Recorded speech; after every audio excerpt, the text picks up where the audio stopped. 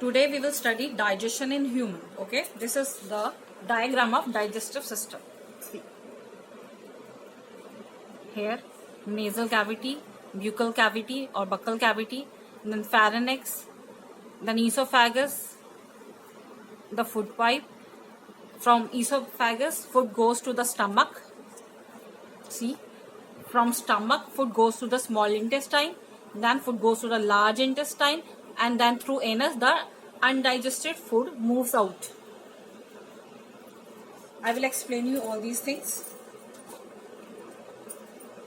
Action on food in the buccal cavity or buccal cavity. Buccal cavity यानी mouth cavity में food के ऊपर क्या क्या एक्शंस होते हैं हम वो डिस्कस कर लेते हैं पहले. Food is moistured, crushed and partially digested in buccal cavity. Buccal cavity में फूड क्या मॉइस्चर हो जाता है, ठीक है. मॉइस्चर यानी सलाइवा से के साथ मिक्स हो जाता है तो मॉइस्चर आ जाता है उसमें, और थोड़ा सा क्रश हो जाता है. पार्शियली डाइजेस्टेड भी हो जाता है क्योंकि सलाइवरी एमाइलेज जो है माउथ में ही डाइजेशन के प्रोसेस को स्टार्ट कर देती है, ठीक है, जिसको हम टाइलिन भी कहते हैं. तो due to the action of salivary amylase on starch के ऊपर एक्शन करती है सलाइवरी एमाइलेज, जिससे डाइजेशन स्टार्ट हो चुका होता है. At the end it is rolled into a small ball or bolus. Last में ये एक पूरा सर्कुलर फॉर्म में हो जाता है जिसको हम बोलस कहते हैं. फिर वहां से वो क्या होता है, डाउनवर्ड शिफ्ट होता है, ठीक है. सेकेंड है, यहाँ पे हम बात करेंगे फेरिंग्स की. अब फेरिंग्स क्या है? Nasal cavity. Nasal cavity and buccal cavity जाके कनेक्ट होती है जहां पे, उस पाइप को हम कहते हैं फेरिंग्स, ठीक है.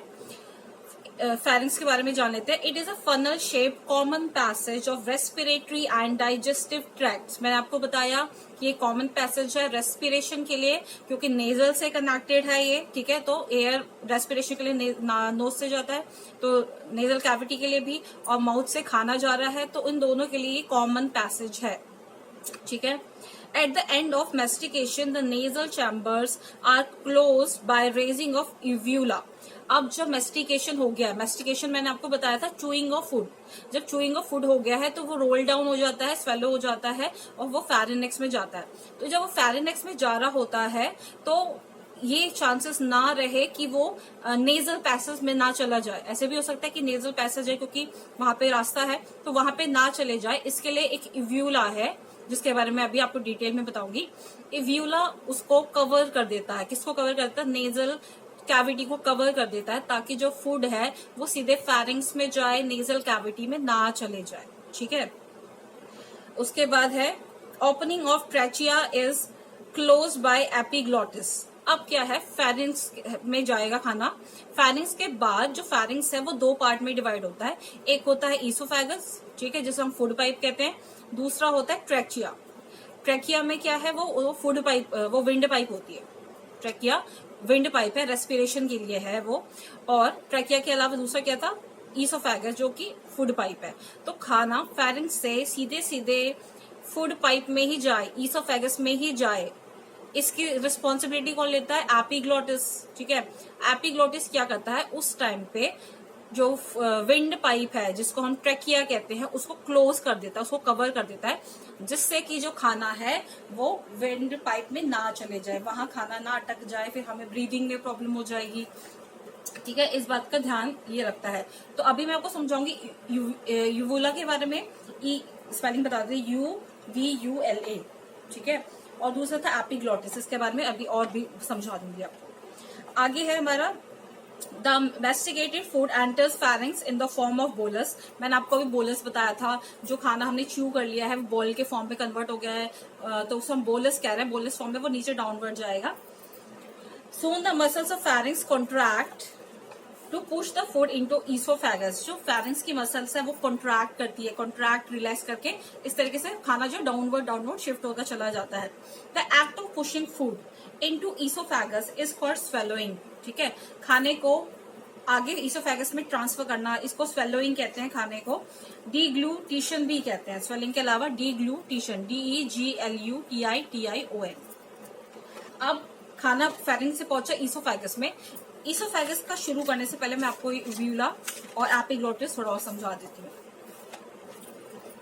अब देखो जरा, ये रफ डायग्राम है. ये है आपका नेजल कैविटी, ठीक है, ये आपका ब्यूकल कैविटी, माउथ कैविटी। अब जब यहाँ से खाना अंदर जा रहा है तो ये खाना नेजल कैविटी में एंटर ना कर जाए, ठीक है, इसके लिए यहाँ पे एक यूव्यूला नाम का टिश्यू है, ठीक है, जो उस टाइम पे नेजल कैविटी को क्लोज कर देता है ताकि खाना सीधे अपने रास्ते पे जाए जहां पे उसको जाना है।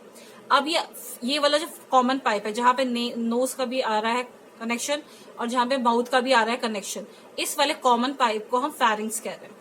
अब फेरिंग्स आगे जाता है और ये दो पार्ट में डिवाइड हो जाता है।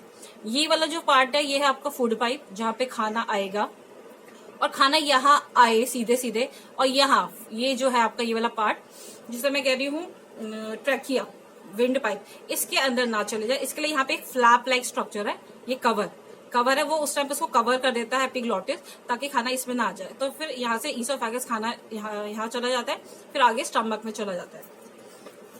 अब यूव्यूला के बारे में जान लेते हैं। The uvula is the piece of soft tissue, एक सॉफ्ट टिश्यू है, ठीक है, that hangs down the back of our throat, हमारे गले में नोज के आगे जो है वहां पे होता है, which when we eat our uvula prevent food and liquid from going to our nose. जब हम खाते हैं तो वो हमारे नोज में खाना ना चले जाए, नेजल कैविटी में खाना ना चले जाए, तो उसको कवर कर देता है, ठीक है।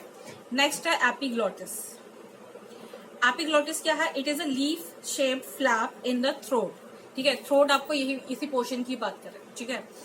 ये थ्रोट में ये लीफ जैसा स्ट्रक्चर है, फ्लैप है, flap is like sort of ढक्कन, cap in the throat that prevent food from entering the windpipe. ये खाने को विंड पाइप में, विंड पाइप को ट्रैकिया भी कहते हैं, उसमें जाने से बचाता है। It stands open during breathing allowing air into the larynx. अब क्या है, जब रेस्पिरेशन का टाइम होता है उस टाइम पे एपिग्लॉटिस इसको ट्रैकिया को कवर नहीं करता। क्यों नहीं कवर करता? ताकि जो ब्रीदिंग का प्रोसेस है वो कंटिन्यू रहे और जो एयर है वो फेरिंग्स से होते हुए सीधे विंड पाइप में आए और आगे लैरिंग्स में चले जाए, ठीक है। ये हम रेस्पिरेशन में पढ़ेंगे, तो ये चीज यहाँ पे क्लियर हो गई।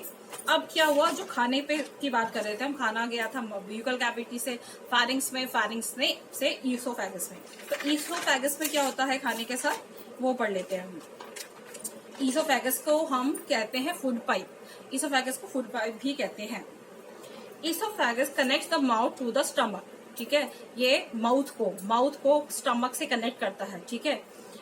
इन oesophagus the food is pushed towards stomach by a wave of alternate contraction and expansion called peristalsis. अब क्या है, पूछ लिया जाता है व्हाट इज पेरिस्टाल्सिस। अब पेरिस्टाल्सिस में क्या होता है, ईसोफेगस में जब खाना पहुंचता है वो वेव लाइक मोशन करते हुए खाना जो है ऊपर से नीचे धीरे धीरे धीरे डाउनवर्ड शिफ्ट होता है।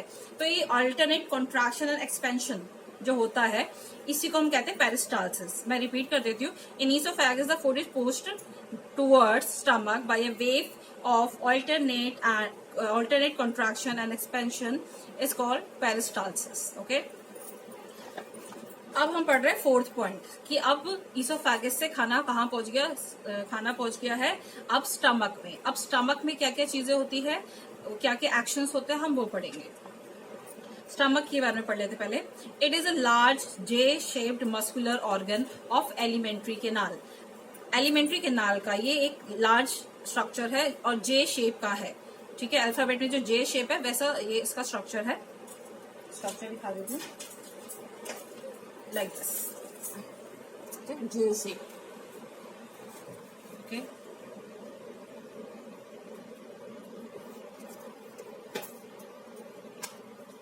It has large number of branched and tubular gastric gland। अब स्टमक में बहुत सारे ग्लैंड्स भी है, ठीक है, ट्यूबुलर और ब्रांच, ट्यूब लाइक ग्लैंड्स होते हैं। The secretion of gastric glands is called gastric juice. अब जो स्टमक के अंदर क्या है, गैस्ट्रिक ग्लैंड्स है, उसमें से जो सिक्रीशंस निकलते हैं हम उसको कहते हैं gastric juices. Okay, gastric juices contains. अब गैस्ट्रिक जूसेस में क्या क्या चीजें होती है वो समझ लेते हैं। गैस्ट्रिक जूसेस में होता है hydrochloric acid HCl, second number पे होता है म्यूकस, थर्ड है उसमें पेप्सिन, ठीक है, फोर्थ है उसमें रेनिन, और क्या है गैस्ट्रिक लाइपेज। ये 5 चीजें हैं इसके अंदर। मैं रिपीट कर देती हूँ एक बार कि गैस्ट्रिक जूसेस में क्या क्या होता है। गैस्ट्रिक जूसेस कौन सिक्रेट करता है, गैस्ट्रिक ग्लैंड्स, कहाँ पे है गैस्ट्रिक ग्लैंड? स्टमक में, ठीक है। तो ये जो ग्लैंड है हाइड्रोक्लोरिक एसिड HCl सिक्रीट करता है, म्यूकस सिक्रीट करता है, पेप्सिन सिक्रीट करता है, गैस्ट्रिक लाइपेज सिक्रीट करता है और रेनिन सिक्रीट करता है। अब इन सब की क्या जरूरत है वो भी हम पढ़ेंगे अभी। Pepsin and rennin are secreted in their inactive states. अब हमने 5 चीजें पढ़ ली कि ये चीजें सिक्रीट होती है, लेकिन जो 2 चीजें हैं इनमें से एक पेप्सिन और एक रेनिन, वो एक्टिव फॉर्म में सिक्रीट नहीं होते, वो इनएक्टिव फॉर्म में होते हैं, ठीक है। तो पेप्सिन जो इनएक्टिव फॉर्म में होता है उसका क्या नाम होता है? उसका नाम होता है पेप्सिनोजन। और जो रेनिन है उसका नाम होता है प्रोरेनिन, क्योंकि ये इनएक्टिव फॉर्म में है। Hydrochloric acid has following functions. अब आपको ये बता दिया। अब हाइड्रोक्लोरिक एसिड का क्या काम है, गैस्ट्रिक ग्लैंड ने हाइड्रोक्लोरिक एसिड को क्यों प्रोड्यूस किया है वो जान लेते हैं, ठीक है। Hydrochloric acid softens the food, food को सॉफ्ट करने का काम करता है। Hydrochloric acid makes the food acidic for proper functioning of pepsin. अभी मैंने बताया था कि जो पेप्सिन है वो इनएक्टिव फॉर्म में है। किस फॉर्म में है? पेप्सिनोजन के रूप में है, ठीक है। तो पेप्सिनोजन पेप्सिन बनके तभी काम करेगा जब उसको एसिडिक मीडियम मिलेगा, ठीक है। तो एसिडिक मीडियम कौन प्रोवाइड करेगा? हाइड्रोक्लोरिक एसिड प्रोवाइड करेगा, ठीक है। तो पेप्सिन को एक्टिव करने के लिए हाइड्रोक्लोरिक एसिड की जरूरत है।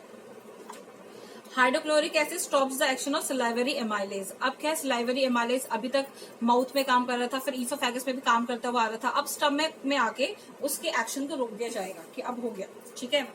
नेक्स्ट है it kills germs and bacteria so as to disinfect food. Hydrochloric acid में का काम है कि खाने में जो भी अगर कोई माइक्रो ऑर्गेनिजम्स है, बैक्टीरिया है, तो उसको किल करने का काम करता है, डिसइंफेक्ट करने का काम करता है, ठीक है।